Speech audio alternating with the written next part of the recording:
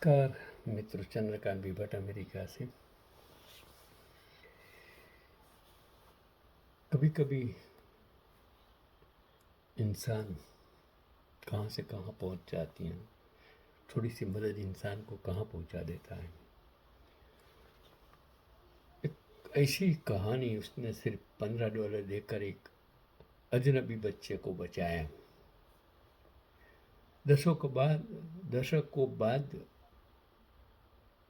पता चला कि वह बच्चा उसे क्यों खोज रहा था।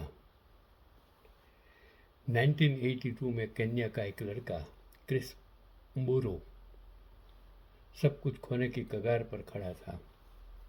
वह अपने ग्रामीण जिले का सबसे मेधावी छात्र था। मिट्टी के घर में बिना बिजली के लालटेन की रोशनी में पढ़ाई करता था, लेकिन उसका परिवार स्कूल की फीस नहीं चुका सकता था और बिना मदद के उसकी पढ़ाई खत्म हो जाती और उसके साथ खत्म हो जाता खेतों में कॉफ़ी तोड़ते हुए जिंदगी बिताने से बाहर निकलने का सपना। इसी बीच दुनिया के दूसरे कोने में स्वीडन में रहने वाली 80 साल की वर्ष या किंडरगार्टन शिक्षिका हिल्डे बैंक ने एक बाल प्रबोधन कार्यक्रम का विज्ञापन देखा। उन्होंने सूची में से एक नाम चुना, क्रिस म्बूरो, केन्या। उन्होंने हर स्कूल टर्म में $15 भेजने शुरू किए। न कोई पहचान, न धन्यवाद की अपेक्षा, बस एक शांत निर्णय कि वह उस बच्चे की मदद करेगी जिससे शायद वह कभी मिले भी नहीं। वह छोटा सा धनराशि सब कुछ बदल गई, सब कुछ बदल दिया उसकी जिंदगी का। क्रिस स्कूल में बना रहा। समय के साथ उसने और हिल्डे ने पत्रों का आदान प्रदान शुरू किया। वह उसके शिक्षक को पढ़ाई और सपनों के बारे में पूछती थी। उनके शब्दों में क्रिस को एहसास हुआ कि वह सिर्फ किसी संस्था का हिस्सा नहीं है, वह एक वास्तविक इंसान है जो उस पर विश्वास करती है। और उसने उन्हें कभी नहीं भुलाया। क्रिस ने नैरोबी विश्वविद्यालय से कानून में टॉप किया। बाद में उसे हार्वर्ड में फुल ब्राइट स्कॉलरशिप मिली। आगे चलकर वह संयुक्त राष्ट्र का मानवाधिकार वकील बना, जिसने दुनिया भर में नरसंहार और मानवता के खिलाफ अपराधों के मामलों में काम किया। लेकिन उसके दिल में एक बात हमेशा खटकती रही कि वह उस महिला को ठीक से धन्यवाद नहीं कर पाया था जिसने उसकी जिंदगी बदल दी। सच तो यह था कि वह उन्हें ठीक से जानता भी नहीं था। 2001 में क्रिस ने अपने जैसे प्रतिभाशाली लेकिन गरीब छात्रों के लिए छात्रवृत्ति कार्यक्रम शुरू किया। उसने केन्या में स्वीडन के राजदूत ने अनुरोध किया कि उसके रहस्यमयी प्रयोग को ढूंढने में मदद करे ताकि वह फाउंडेशन का नाम उनके नाम पर रख सके। वे उन्हें ढूंढ लाए, हिल्डे बैंक। वह अभी भी जीवित थी, अब भी स्वीडन में शांत जीवन जी रही थी। क्रिस उनसे पहली बार मिलने गया। उसे लगा था कि वह किसी धनी परोपकारी महिला से मिलेगा, लेकिन उसे एक साधारण, स्नेही और विनम्र महिला मिली जो यह सुनकर हैरान थी कि कोई उनके काम को इतना बड़ा मान रहा है। फिर फिल्म निर्माता जेनिफर अर्नोल्ड ने उसके पुनर्मिलन पर एक डॉक्यूमेंट्री बनानी शुरू की और शोध के दौरान एक सच सामने आया जो हिल्डे ने कभी क्रिस को नहीं बताया था। हिल्डे बैंक का जन्म 1922 में नाजी जर्मनी में एक यहूदी परिवार में हुआ था। जब हिटलर के नुरेनबर्ग कानूनों ने यहूदी बच्चों को स्कूल जाने से रोक दिया, तब अजनबियों ने उन्हें स्वीडन भागने में मदद की। उनके माता पिता पीछे रह गए क्योंकि स्वीडन की शरण नीति युद्ध यहूदियों को प्रवेश की अनुमति नहीं देती थी। दोनों को बाद में यातना शिविरों में भेज दिया गया। उनके पिता वहीं मारे गए। माँ का फिर कभी कोई पता नहीं चला। हिल्डे होलोकॉस्ट से इसलिए बची क्योंकि अजनबियों ने उनकी मदद की, लेकिन उन्होंने अपनी खुद की शिक्षा खो दी सिर्फ इसलिए कि वह कौन थे। 50 साल बाद उन्होंने चुपचाप दुनिया के दूसरे छोर पर एक बच्चे की शिक्षा के लिए भुगतान किया। वही बच्चा जो बड़ा होकर उसी नफरत के खिलाफ लड़ेगा जिसने उन्हें परिवार को नष्ट कर दिया था। जब क्रिस को उनकी कहानी पता चली तो वह रो पड़ा, और हिल्डे को यह तक नहीं पता था कि जिस बच्चे को उन्होंने प्रयोजित किया उसने अपना जीवन नरसंहार के अपराधियों को न्याय के कटघरे में लाने के लिए समर्पित कर दिया है। 2003 में हिल्डे केन्या आई। हिल्डे बैंक एजुकेशन फंड के उद्घाटन के लिए पूरा गांव उनका सम्मान करने उमड़ पड़ा। 2012 में वह फिर लौटी अपने 90वें जन्मदिन पर। सैकड़ों बच्चों के बीच जिनका भविष्य उसकी उदारता से बदल चुका था। 13 जनवरी 2021 को 98 साल की आयु में हिंडे बैंक का निधन हो गया। आज हिंडे बैंक एजुकेशन फंड लगभग 1000 केन्याई बच्चों की शिक्षा में सहायता कर चुका है। कई छात्र विश्व के विश्वविद्यालयों के स्नातक हो चुके हैं और कई अब खुद अगली पीढ़ी की मदद कर रहे हैं। एक महिला, $15, एक बच्चा। उस बच्चे ने एक फाउंडेशन बनाया और उस फाउंडेशन ने सैकड़ों जिंदगियां बदल दी, और वे जिंदगियां अब औरों की जिंदगी बदल रही हैं। क्रिस ने एक बार कहा था, आप पूरी दुनिया नहीं बदल सकते, कभी कभी एक बच्चे की मदद करना ही काफ़ी होता है। हिल्डे ने एक बच्चे की मदद की और वह एक छोटा सा करुणा का कार्य पीढ़ियों तक गूंजता रहेगा। मैं चंद्रकांत भट्ट यानी कि बालार्क यानी कि सूर्यपुत्र।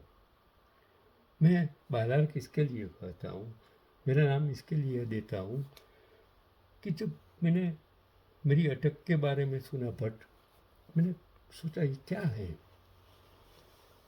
तो मुझे लगा कि उसके पीछे कोई कारण होगा। तो निकला संस्कृत शब्द भट्ट।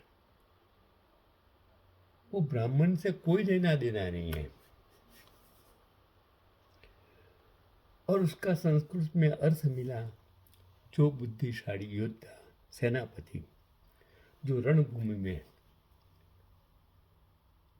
बुद्धिशाली योद्धा रणभूमि में युद्ध का आयोजन करते हैं, उसको भट्ट कहा जाता है। जब मैं उदयपुर गया, मेरी ज्ञाति का संस्कृत का प्रोफेसर भट्ट साहब, उन्होंने मुझे ये समझाया, तब मुझे पता चला। फिर जब मैंने मेरे क्लासेस का नाम बालार्क क्लासेस रखा तो मैंने सोचा हमारी ज्ञाति को बालार्क क्यों कहते हैं। फिर मैं बाड़मेर गया, सांचौर गया, सांचौरा ब्राह्मणों से मिला, और तब मुझे और वो संस्कृत के प्रोफेसर से तब मुझे पता चला कि बालार्क मतलब सूर्य के संतान, और सूर्य के जो 4 स्वरूप बालार्क, तरुणार्क, वृद्धार्क और सिद्धार्क, और वो बाड़मेर में बालार्क प्रभु का मंदिर है, लकड़े का बना। तरुणार्क प्रभु का मंदिर है, और वो सूर्य की पूजा करने वाले कोट्यार्क आप जानते हो। तो ये सूर्य की पूजा हम करते हैं। हम सूर्य शक्ति देता है। सबसे बड़े 5 जो हम जिसकी पूजा करते हैं, वायु, अग्नि, सूर्य, जल, पृथ्वी, उसकी क्यों पूजा करते हैं? उसका कारण उसी में से तुम ये जमीन में से कितने सारे पेड़ पौधे वनस्पति वो खाते हैं, प्राणी पक्षी ये भी, और वही अलग अलग सफ़ेद प्रकार के अंडे में से अलग अलग पक्षी बेरेंगे कैसे, कौन? तो मैंने एक लड़की जो रिपोर्टर्स हैं गुजरात में, और एक लड़की जो ईश्वर के बारे में लगती है, मैंने कहा डर का नाम ही ईश्वर है। डर ने तो ईश्वर बनाया, अगर डर नहीं होता तो हम ईश्वर शब्द, भगवान शब्द नहीं लाते, और वही डर ने पत्थर की मूर्ति को भगवान बना दिया। लेकिन हमने क्या किया, हमने वो पत्थर की मूर्ति का बिजनेस कर दिया उसको भगवान के नाम, धर्म के नाम। और वो धर्म जब राजकारण बन गया और राजनीति और धर्म जब इकट्ठा हो गए, तब हमने लोगों को तोड़ने का काम किया, लोगों को अंधश्रद्धा में, क्योंकि इतना डाल दिया, इतना डाल दिया, इतना अंधश्रद्धा से हमने डर फैलाया कि लोग उसी को मानने लगे। जरूरत डर से गलत काम रोकने के लिए है। अगर हम संसद में बैठकर कायदा बनाते हैं, वो कायदे का इम्प्लीमेंटेशन नहीं होता है।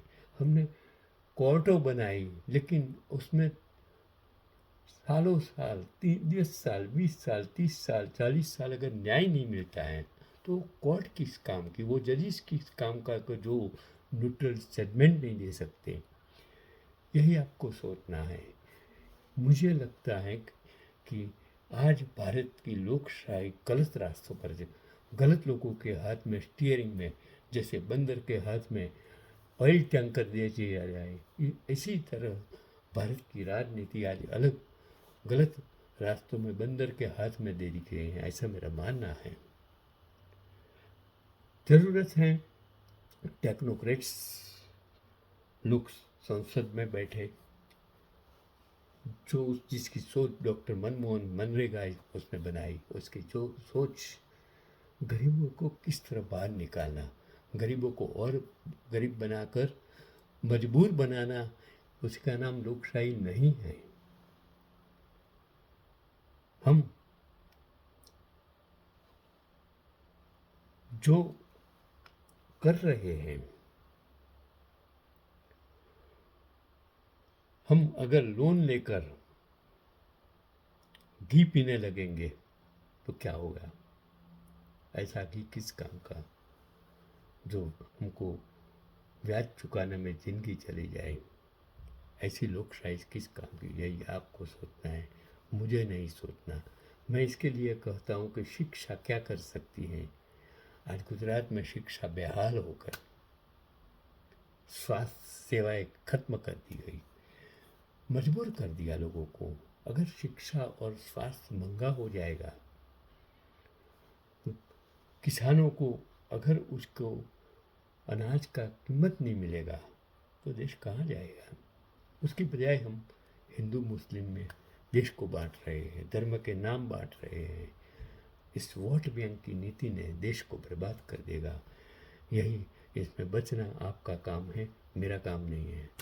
मैं तो 82 मैंने जो करना था मेरी ज़िंदगी में, शिक्षा, मैं 40-42 साल तक मैंने पढ़ाया, शिक्षा दी, वही गुजरात में। कितने सारे दुनिया भर में मेरे हजारों डॉक्टर्स, इंजीनियर, इंडस्ट्रियलिस्ट, इतने सारे लड़के हैं। इन सभी लड़कों को सलाम करता हूँ, वो मुझे बहुत प्यार करते हैं। आज भी अमेरिका में, ऑस्ट्रेलिया में, कनाडा, सभी लोग मुझे फ़ोन करते हैं, याद करते हैं, भट्ट साहब आपने हमें सिखाया। आज मेरा एक लड़का, जब उसने फ़ोन पर कहा, डॉक्टर हर्षद भाई पटेल, गुजरात विद्यापीठ, कि भट्ट साहब आपने आर्किमिडीज प्रिंसिपल पढ़ाते थे, अब भी मुझे याद है। मुझे इस तरह उसने याद किया। यही तो पैसा है, यही तो मूड़ी है।